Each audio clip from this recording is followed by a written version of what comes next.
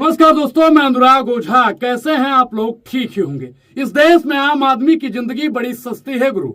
हर आदमी को मर मर कर बताना पड़ता है साहब कि हम मर कर मोक्ष पा लिए हैं। अगली बार किसी आम आदमी का ध्यान दिया जाएगा। लेकिन आपको दोस्तों बता दें कि कभी कुंभ में मरता है आदमी, कभी दिल्ली के रेलवे स्टेशन के भगदड़ में दम घुटता है आदमी, कभी पुल धराशायी होने पर मरता है आदमी, और अब गोंडा में बिलोरो कार में सवार जिंदगियां सरयू नदी में बह गई। आपको दोस्तों बता दें कि गाड़ी में 16 लोग मौजूद थे, जिसमें से 12 लोगों की जान चली गई और 4 लोगों की जिंदगी से भी जूझ रहे हैं, क्योंकि वहां पर कोई कैमरा नहीं था, कोई मीडिया नहीं थी। तब तक कोई नहीं पहुंचा जब तक गाड़ी नीचे लुढ़क रही थी, क्योंकि वो वीआईपी नहीं थे गुरु, बस आम लोग थे। आम लोगों की जिंदगी साहब आज के समय पर इतनी सस्ती हो गई है कि कोई भी उसे खिलवाड़ समझ लेता है और मौत का सौदागर खामोश रहता है। इस देश में हर मौसम में आम लोग कीड़े मकोड़े की तरह मरते रहते हैं। दोस्तों, मैं आपको बार बार कहता हूं कि इस देश में मौत का सौदागर कौन है, आप लोग मुझे पहले बता दीजिए। गर्मी से, कभी बारिश से, कभी कड़ाके की ठंड से, कभी सिस्टम की नाकामयाबी से।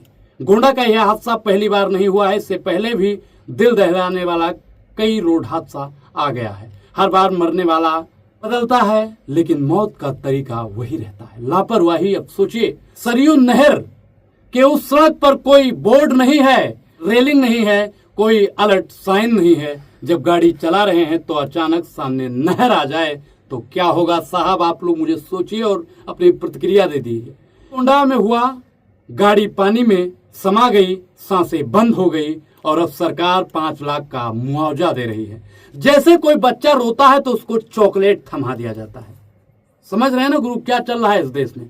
हर बार मुआवजे की राशि बदलती है, नाम बदलता है, लेकिन हालात वही है। इस हादसे की जिम्मेदारी लेने वाला कोई नहीं। इकलौता गोंडे जिले में ना जाने ऐसी कितनी सड़कें हैं जिसके चलते आए दिन लोगों की जान गंवा रहे हैं।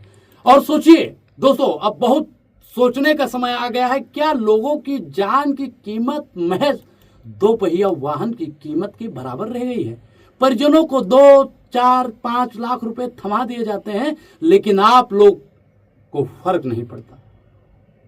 अगर फर्क पड़ता तो जहां हादसा हुआ उसी इटिया ठोक के बाबागंज की नहर में तब्दील हुई सड़कें, निर्माण की मांग बार बार शिवम पांडे के साथ, और आप तमाशा देखते रहते हैं और उनके साथ में आप खड़े नजर आते हैं।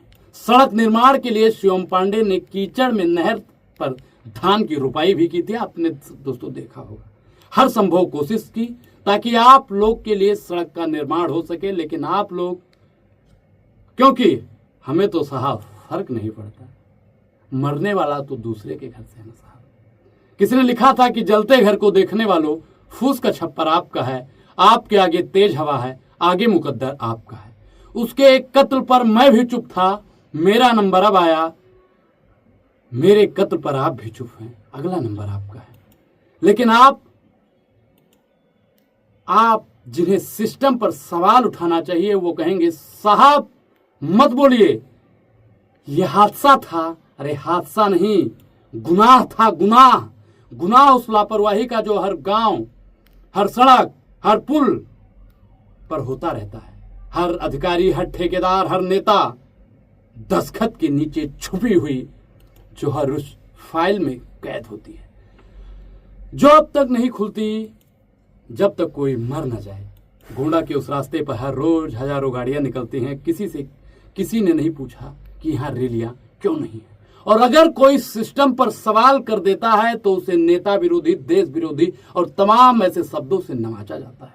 लेकिन आज इस वीडियो को बनाते हुए हृदय में जो कष्ट उठ रहा है, और खासकर गोंडा के लोगों पर जब ऐसे विपदा की घड़ी आती है, हृदय विदारक घटनाएं आती हैं, तो दिल दहल जाता है। तो कोई चेतावनी नहीं, जवाब कौन देगा? क्योंकि मरने वाला आम आदमी था, कोई मंत्री का बेटा नहीं, कोई क्रिकेटर नहीं, कोई सेलिब्रिटी नहीं, कोई स्टार नहीं, बस आम लोग जैसे मैं, आप और हम सब। अब आप कहेंगे कि डीएम ने दौरा किया, मुआवजा दिया, ट्वीट किया, लेकिन साहब कभी पूछा आपने उस मां से जिसकी गोद उजड़ गई। कभी आपने पूछा उस बूढ़ी माँ से जिसका बेटा चला गया।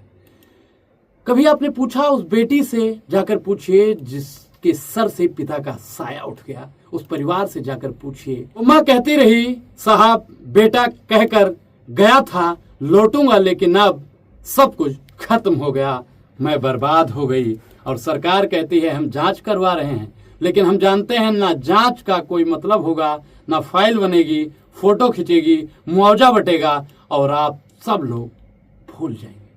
उस माँ के इस दर्द को महसूस कीजिए। गोंडा से, मैं जिस गोंडा से आता हूं उसी में आदम गोडवी साहब ने हुए थे। उन्होंने कहा था कि आइए महसूस करिए जिंदगी के ताप को, मैं ले चलूंगा गरीबों की गली तक आपको। अगर आप जवाब यह हो कि नहीं भूलते तो बताइए, क्या आपको 18 जुलाई 2024 चंडीगढ़ एक्सप्रेस ट्रेन का हादसा याद है? 29 मई 2024 केसरगंज सांसद के काफिले में जो हादसा हुआ वो याद है? 22 मई 2025 पिपरा में सौंदर्यीकरण के लिए जेसीबी से मिट्टी की खुदाई के दौरान एक टीला ढहने से हादसा हुआ, आपको याद है? 28 दिसंबर 2019 डेमोआ घाट पुल में गाड़ी पलटने से हादसा हुआ, क्या आपको याद है? या फिर 25 जून 2021 को इटिया ठोक की तरह कार पलटने से हुई उस टीचर कृष्ण कुमार सिंह के पूरे परिवार की मौत याद है? जिसने हजारों बच्चों के भविष्य को बनाया, जिसने एक मैं भी हूं। ऐसी घटनाएं, ऐसी सड़क घटनाएं बहुत मैं गिनवा सकता हूं, सैकड़ों गिनवा सकता हूं, आपको कुछ याद नहीं आएगा। और अगर ये सब कुछ आपको याद आ रहा है तो बताइए जांच में क्या हुआ और इन सब घटनाओं का जिम्मेदार कौन है और किस किस को सजा हुई?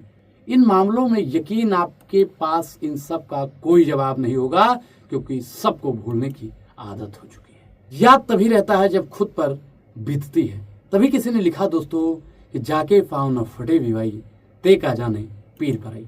अगली बार फिर कोई मरेगा और आप फिर कहेंगे दुर्भाग्यपूर्ण था। सोशल मीडिया पर RIP लिखकर आगे बढ़ जाएंगे, लेकिन ताउम्र आंसू वो बहाएगा जिसका परिवार छोड़कर गया। आपको फर्क नहीं पड़ता, इसलिए सरकार को भी फर्क नहीं पड़ता, नेता को भी नहीं, सिस्टम को भी नहीं, पुलिस को भी नहीं, मीडिया को भी नहीं फर्क पड़ता। माँ को जिसका बच्चा अब काल के गाल में समा गया है, उस पिता को जिसके दोनों हाथ अब खाली हैं, उस बेटी को जिसका अब कोई सहारा नहीं, और इसलिए जब कोई आवाज उठाता है तो कहते हैं बोलिएगा मत, अनफॉलो कर देंगे।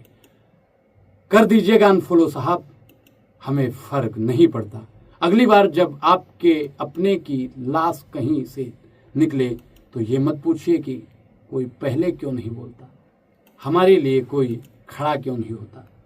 हम आज कह रहे हैं गोंडा हादसा एक चेतावनी है।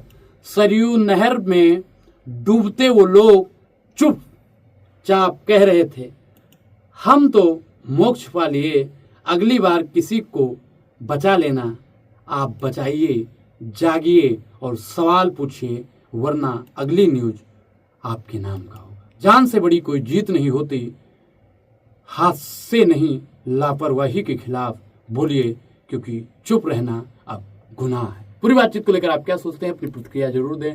और अभी तक आपने हमारे चैनल को सब्सक्राइब नहीं किया है, ज्वाइन नहीं किया है और हमारे फेसबुक पेज को फॉलो नहीं किया है तो फॉलो जरूर कीजिए और इस वीडियो को अधिक से अधिक शेयर कीजिए।